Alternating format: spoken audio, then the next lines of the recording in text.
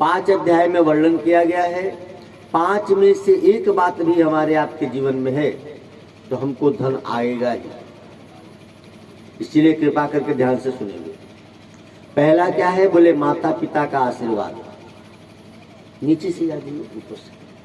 माता पिता का आशीर्वाद जिनके जीवन में है उनको धन की कमी नहीं होती। खूब ध्यान देंगे कृपा करके। इसीलिए घर में माँ बाप हो तो आदर करें। भागवत का कहना है कि माता पिता का आशीर्वाद जिनको मिलता है, जो माँ बाप का आदर करते हैं, उनको धन की कमी नहीं रहती। भले वो कमाने कहीं परदेश न जाए लेकिन उनका जीवन अच्छे से बीतेगा।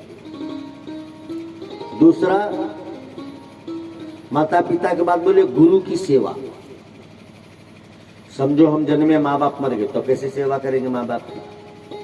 तो गुरु की सेवा। गुरु की सेवा करने से भी धन की प्राप्ति होती है। तीसरा, उद्यम, मेहनत करें। आपने ऐसे बहुत से लोगों को देखा होगा, माँ बाप की भी सेवा नहीं करते, गुरु के द्वार भी नहीं जाते, लेकिन धनवान तो है। माँ बाप की सेवा नहीं किए, गुरु के द्वार गए नहीं और धन है, तो उसका मूल कारण है कि आदमी मेहनती होगा। मेहनत के द्वारा भी धन कमाया जाता है। चौथी बात बोले प्रारब्ध। कई लोग ऐसे भी दुनिया में आप देखे होंगे कि माँ बाप की सेवा नहीं करते, गुरु के द्वार नहीं जाते, मेहनत भी नहीं करते, लेकिन है तो धनवान। तो पहले का प्रारब्ध अच्छा है। बड़े घर में जन्मे, माँ बाप का सेवा किया नहीं, संत के द्वार गए नहीं, मेहनत किए नहीं, लेकिन बड़े मजे में जिंदगी बीत रही, तो पूर्व का प्रारब्ध उसका अच्छा है। और पांचवा बोले भगवत कृपा, प्रभु कृपा हो जाए। मेहनत नहीं करते, गुरुद्वार नहीं जाते, माँ बाप की सेवा करने का मौका नहीं मिला, प्रारब्ध भी अच्छा नहीं है, लेकिन ईश्वर की कृपा होती है तो बिगड़े भाग्य संवर जाते हैं। जैसे सुदामा जी का, माता पिता थे नहीं, गुरु के द्वार से पहले ही चले आए थे सुदामा जी। मेहनत करते नहीं थे, 5 घर से ज्यादा भिक्षा मांगते नहीं थे, और ईश्वर ने पहले ही भाग्य में दरिद्रता लिख दिया था, और फिर भी सुदामा सुखी हुए क्योंकि भगवान द्वारिकाधीश ने कृपा कर दी। तो 5 प्रकार का वर्णन है, 5 अध्यायों में है। हमारे आपके जीवन में कोई एक अध्याय आ जाए तो आपको हमको धन की कमी नहीं। धन की कमी का मतलब, धन कितना चाहिए? धन उतना ही चाहिए जिससे हमको सुख और शांति मिले। अधिक धन होने से सुख नहीं होता, और ज्यादातर दुनिया में देखो तो अधिक धन ही दुख का कारण बन जाता है। फिर वो धन संतों के पास हो, बड़े बड़े अफसरों के पास हो, नेताओं, जिनके पास अधिक धन हुआ उनको परेशानी आएगी, पक्का यार। अब देख लो जो नेता लोग के पास ज्यादा धन है परेशान है। कई बाबा जी लोग के पास भी ज्यादा धन है तो परेशान है। पता लगा ड्राइवर ने मार दिया बाबा जी। अयोध्या की घटना है ना, कौन से बाबा थे वो, अभी तक जांच चल रही। अधिक धन ही दुख का, इसीलिए शास्त्र बहुत पहले कहते हैं संग्रह भी एक ग्रह है। 9 ग्रह में, 9 ग्रह से आपको हमको उतना दुख नहीं है जितना संग्रह से दुख है। इसीलिए हमारे शास्त्र कहते हैं पूत कपूत तो का धन संचय, और पूत सपूत तो का धन। यानी किसी भी स्थिति में धन का संग्रह ठीक नहीं है। हम जो धन कमाते हैं जितना हो सके उस धन से सत्कर्म कर जाए। बोले महाराज तो बेटे बेटे के लिए नहीं रखे, बिल्कुल नहीं। जो धर्म करके जाएंगे उनके बेटे बेटी ऐसे ही सुखी रह जाएंगे, लेकिन धन से धर्म नहीं किए और संग्रह करके गए तो बेटा उस धन को लेने में लड़के मरेंगे। तो प्रारब्ध, और प्रारब्ध से भी ज्यादा अच्छा है भगवत कृपा। अब काम के लिए 11 अध्याय में वर्णन किया गया भागवत जी का 4था स्कंद। भागवत के 4थे स्कंद में 31 अध्याय है, 1445 श्लोक है, बहुत लंबा है। इसी में शिव जी की कथा है।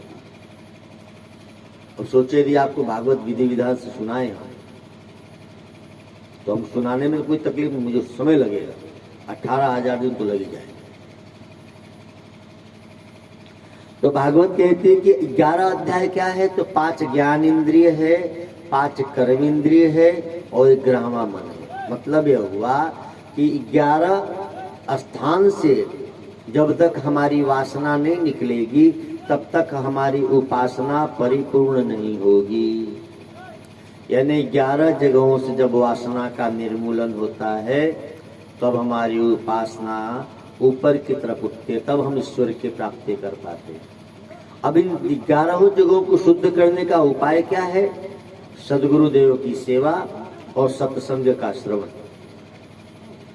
गुरु की सेवा और सत्संग का श्रवण करेंगे तो 11 जो हमारे इंद्रियां हैं, 5 ज्ञान इंद्रिय, 5 कर्म इंद्रिय और ये सबको चलाने वाला जो मन है ये शुद्ध होगा। 2 उपाय है। एक उपाय यह है कि सद्गुरुदेव की चरणों की सेवा, उनके चरणों में रहे। दूसरा उपाय क्या है? उन्होंने जो मंत्र दिया उसका जप करे और सत्संग का श्रवण करे। दूर हो तो फिर सुन सुन के करे, कैसे तो आदि से कैसे। बहुतों को सुनकर, आजकल एक और बेवकूफी चली है, बोले सबको जरा जरा सुने। तो जब अधिक लोगों को सुनेंगे तो हमारी श्रद्धा बढ़ जाती है।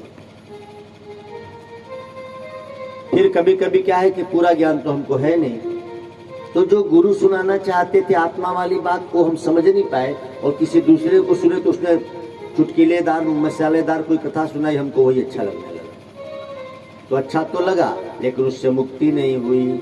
जैसे नीम का पत्ता कड़वा तो लगता है लेकिन बुखार नहीं होता, लेकिन नमकीन अच्छी लगती है तो क्या बुखार रोक देगी? इसीलिए सुनते समय भी ध्यान रखें कि सुनना किसको है। अब देखो काम की बात याद आई, समझो। नीम के पत्ते कोमल कोमल आए, कोमल नीम के पत्ते 10 नीम का पत्ता, 2 काली मिर्च, गोल मिर्च, समझ गए। सुबह सुबह कोई 15 दिन खा ले, 1 वर्ष तक आपको बुखार नहीं होगा, मैं गारंटी ले लूंगा। हमारे आयुर्वेद ग्रंथ कहते हैं कि मात्र 15 दिन इस समय कर सकते हैं। बिल्कुल कोमल पत्ते, ज्यादा नहीं, 10 कोमल पत्ते और 2 गोल मिर्च सुबह सुबह ले लीजिए दातुन करके। मात्र 15 दिन, 1 वर्ष तक बुखार नहीं होगा आपको और चर्म रोग कभी होंगे नहीं। अभी गर्मी आ रही है, बहुतों को खाज, खुजली, दाद, ये सब कुछ नहीं हो सकता। कईयों के हाथ पैर में पसीने होते हैं, बहुत नहीं होंगे। 15 दिन तक कड़वी नीम की पत्ती खा लो भाई बहन, वर्ष भर दवा लेनी नहीं पड़ेगी। वो नहीं करते तो जो काम नीम का पत्ता करेगा वो नमकीन नहीं कर सकता। ऐसे ही जो आत्मा संबंधी सत्संग आपका लाभ देगा वो और सत्संगों से लाभ नहीं होगा जो हम करते हैं, जो हम सुनते हैं। तो खूब सतर्कता पूर्वक सत्संग का श्रवण करें। अब चौथी बात आती क्या है? बोले मोक्ष। तो मोक्ष क्या है? अष्टता प्रकृति से पार हो जाना। मैं मन नहीं हूं, मैं बुद्धि नहीं हूं, मैं शरीर नहीं हूं। शरीर में जो 5 तत्व हैं, ये 5 तत्व एक जगह मिले तो शरीर बन गया। ये 5 तत्व अलग अलग हो गए तो शरीर अब नहीं दिख रहा है। 5 को एक जगह मिलाए तो दिखने लगा शरीर, अब 5 को खोल दिया तो नहीं दिखता है।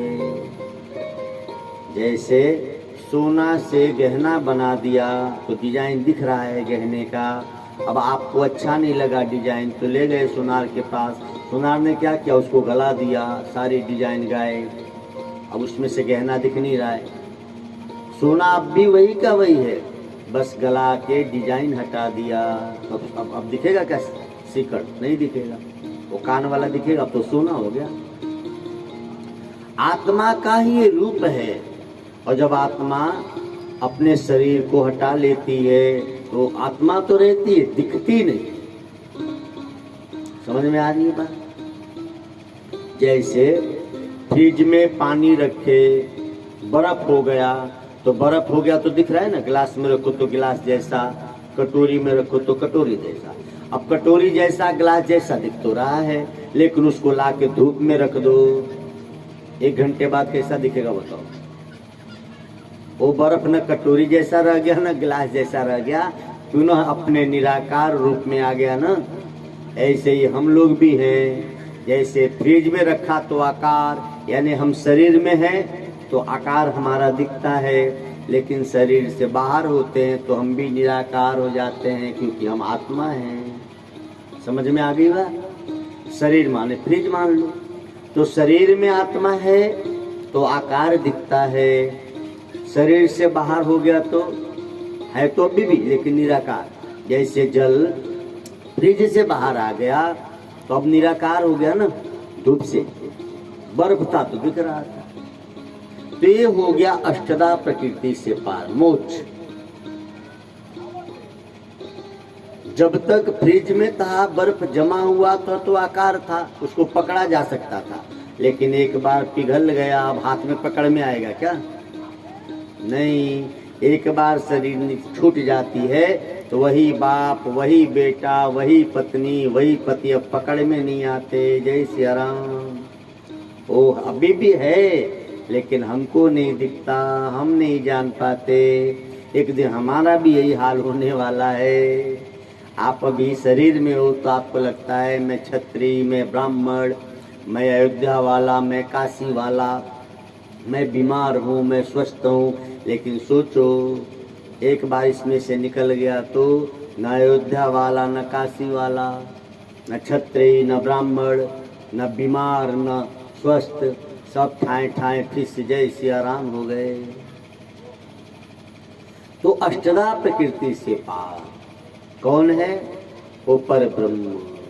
वो कौन है? निज स्वरूप, सो हम सियो हम। ऐसी ऊंची बात जब गुरु बोलते हैं, उन्हीं शिष्यों को समझ में आता है जो काफी दिनों तक उनके सानिध्य में रहे हो। तो बाकी सोचते हे भगवान, ये कौन सी कथा? आए थे तो भगवान सुनने, ये कह रहे कि तुम ही भगवान।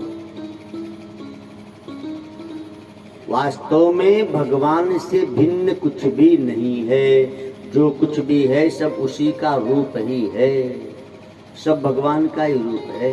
जैसे घर में पूड़ी बनाए, रोटी बनाए, घर में पूड़ी बना दिया, रोटी बना दिया, बाटी लगा दिया, सेवई बना दिया, लेकिन आटा सभी में है कि नहीं बताओ? सब आटा ही तो है, रूप अलग अलग है। तेल में छान दिया तो बोले पूड़ी महाराज, है ना। आग पे पका दिया खाली तो बोले रोटी भगवान। लेकिन वास्तव में सब क्या है? आटा भगवान ही तो है। तो जैसे आटे के इतने रूप हैं, वैसे एक ही ब्रह्म के अनेक रूप, 7 अरब से अधिक जो दिख रहे हैं, ये सब ईश्वर स्वरूप ही है। अलग अलग दिखता है, फिर भी एक का एक है। वही सास बना है, वही बहू बना है, वही बेटी बना, वही बेटा बना, सब है एक का एक। अच्छा माताएं, आप जल्दी समझ लोगे। तुम पहले बहू थे कि नहीं बताओ सासू माई?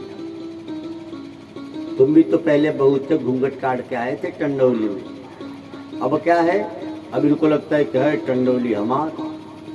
अब बहू आई है तो उसकी जान लेने पे तुली है सब। तो जैसे तुम बहू थे फिर सास हो गए, ये बदला ना, लेकिन हो तो वही के वही। वैसे तुम्हारी बहू भी एक दिन सास हो जाएगी, लेकिन सासू माई तब तू नहीं रहेगी, तब तुम्हारी फोटो लगी रहेगी। ये चलता ही रहेगा। ये है अष्टदा प्रकृति से पार होना, मोक्ष हो गया। तो मोक्ष मतलब हम अपने को बंधन में न माने। भागवती तो कह रही है, आप जिसको बंधन मानते हो वास्तव में वो बंधन नहीं है, वो आपकी बेवकूफी है बस। ये घर मेरा, सोचो ये घर आपका कब था? कहाँ से तू घर लाई थी बता? तब तो घूंघट काट के आए थे। तब उस समय जब चले थे तो रो रहे थे कि पराए घर जा रहे हैं। रह लिए 10-20 साल तो बोले घरे मेरा है। उस दिन तब रो के क्यों आ रहे थे जब घर तुम्हारा ही था? तो तब लग रहा था सासू का है। अब बुढ़िया मर गई तो लग रहा है मेरा है। तो सासू लेके नहीं गई तो तू भी लेके नहीं जाएगी। न घर तेरा न तेरी बुढ़िया का है किसी का। घर मेरा नहीं है ये समझ में आ जाए तो घर से ममता नहीं रहेगी। ऐसे ही शरीर में नहीं हूँ ये बात समझ में आ जाए तो शरीर से ममता नहीं रहेगी। बस इतनी बात समझ लो। शरीर को मेरा मेरा मेरा मेरा मानो तब तो इससे ममता है। फिर इसको रगड़ रगड़ के नहलाओ, काला न हो जाए, काला न हो जाए। एक दिन तो चिता पे जल के सब काला ही होने वाला है। जय सिया राम। तो मोक्ष हो गया। अब दक्ष प्रजापति की 16 कन्याओं का वर्णन है। सोचो, एक व्यक्ति की 16 बेटियां, तो 16 बेटियों का में से 13 बेटियों का विवाह किए धर्म से। अच्छा, धर्म से ही, धर्म और मूर्ति के द्वारा ही नर नारायण का जन्म हुआ। जरा समझेंगे बात को भागवत जी को। धर्म करो और आप श्रद्धा की मूर्ति बनो, तो आपके घर भी नारायण आएंगे, आपके घर भी राम जी आएंगे, आपके घर भी कृष्ण आ जाएंगे। लेकिन ये कब होगा? जब पहली शर्त धर्म के द्वारा ही हमारे घर में उच्च आत्माओं का अवतरण होता है।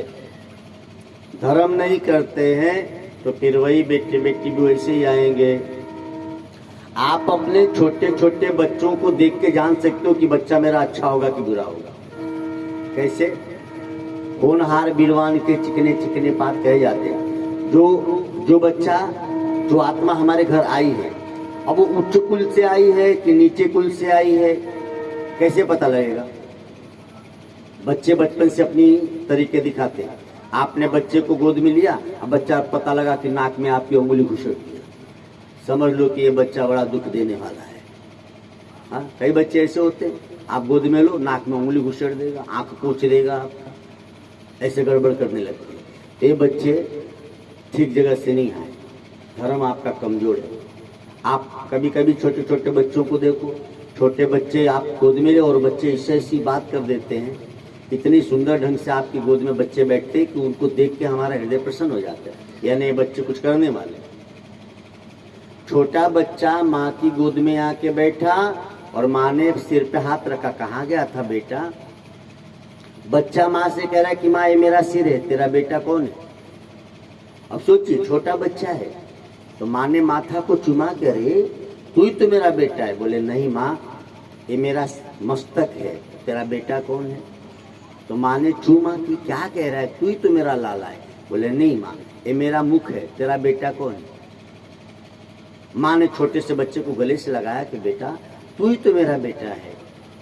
नन्हा सा बच्चा कहता है माँ ये मेरा शरीर है, तेरा बेटा कौन है? तो माँ को समझ में आ गया ना कि बच्चा कुछ तो महान बनेगा। कैसी प्रश्न कर रहा है? उस छोटी सी उम्र में बच्चा कह रहा है माँ ये शरीर है, तेरा बेटा मैं नहीं। तेरा बेटा बनने से पहले भी मैं कहीं था, किसी का बाप किसी का बेटा, तब तो यहाँ आया हूँ। आप अभी 1 घंटे पहले अपने घर पे थे तभी तो यहाँ आए। आप जब घर पे थे तो यहाँ नहीं दिख रहे थे, अभी यहाँ हो तो घर पे दिख रहे हो क्या? नहीं। तो घर पे थे तो यहाँ नहीं थे, अभी यहाँ हो तो घर पे नहीं हो, और फिर 1 घंटे बाद जब घर चले जाओगे तो यहाँ नहीं रहोगे। बस ऐसे ही तो दुनिया भी है। हम जहाँ थे वहाँ मरे तो यहाँ जन्मे, अब यहाँ मरे तो वहाँ कहीं और जन्मेंगे, लेकिन हम तो सदा रहेंगे ना। बस स्थानांतरण हुआ, यहाँ से चले गए तो यहाँ नहीं दिखते हैं, लेकिन जहाँ चले गए वहाँ दिखते हैं। जहाँ से आए वहाँ नहीं दिखते, लेकिन जहाँ आ गए वहाँ तो दिखते हैं। मायके से चले आए टंडौली में तो यहाँ दिख रहे हो, लेकिन टंडौली से चले गए माँ के पास तो फिर वहाँ दिखोगे। फिर टंडौली वाले सोचे कब अहन कब अहन, ये चलते ही रहता है। इतना ही है जीवन और मृत्यु का कार्य। बस ये समझ में आ जाए तो हो गई मुक्ति। फिर आपको जवानी का अभिमान नहीं आएगा और बुढ़ापे की ग्लानि नहीं आएगी, अमीर होने का घमंड नहीं रहेगा और गरीब होने की दीनता नहीं आएगी, क्योंकि आपको पता है ये सब छूटने वाला है, सब जाने वाला है। अमीर हो तो क्या, गरीब हो तो क्या, अमीर कुछ लेके नहीं जाएगा और गरीब भी कुछ लेके नहीं जाएगा। सब आखिर एक दिन श्रृंगी ऋषि जाएंगे। जय सिया राम। यहाँ वाले श्रृंगी ऋषि तो जाते हैं, तो लेके जाओगे क्या? बड़ी मकान बना लिए तो क्या 1-2 कमरा लेके जाओगे? अच्छा छोटी सी मड़ई है, बेचारा मकान बना ही नहीं पाया, तो क्या मड़ई लेके जाएगा? किसी के पास 1-2 सीट कपड़े हैं तो भी वो कपड़ा उसके काम नहीं आने वाला है, और कोई बहुत ज़्यादा कपड़े सिला रखे हैं तो भी उसके काम नहीं आने वाला है।